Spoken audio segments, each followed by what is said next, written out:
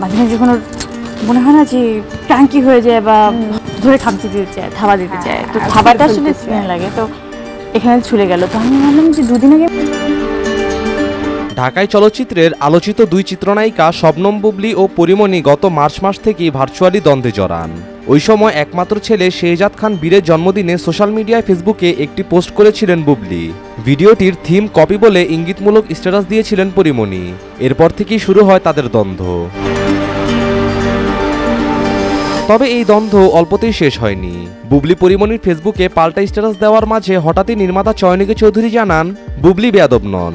আবার পরিমণি অন্য এক স্ট্যাটাসে জানান শত্রুর সঙ্গে বন্ধুত্ব করা ব্যক্তির সঙ্গে আমার আর কোনো সম্পর্ক নেই। এরপরই নাম উঠে আসে নির্মাতা চয়নিকা চৌধুরীর।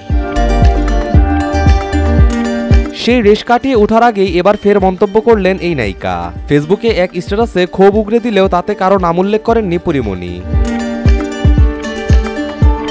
শুক্রবার বিকাল 5টায় ফেসবুক প্রোফাইলে এক স্ট্যাটাসে এই নায়িকা লেখেন আপনার বড় বোনকে আগে সভ্য হতে বলেন আপা, গালিগালাজ করে সোশ্যাল মিডিয়ায় স্ট্যাটাস দেয় কেন বিদেশে বসে, সামনে আসতে বলেন, আগে নিজে এবং নিজের পরিবারের সভ্যতা নিশ্চিত করেন, এত দল পাকায়েন না।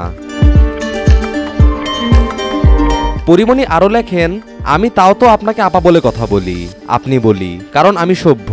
আপনার বোন আর আপনার মতো তুই তুকারি গালিগালাজ তো করি নাই, সামনে পড়লে এবার থাপড়ায় দিব। বেয়াদবি না করে এত কথা আপনার আমাকে নিয়ে, এবার এটা করলে কি আর যায় আসে।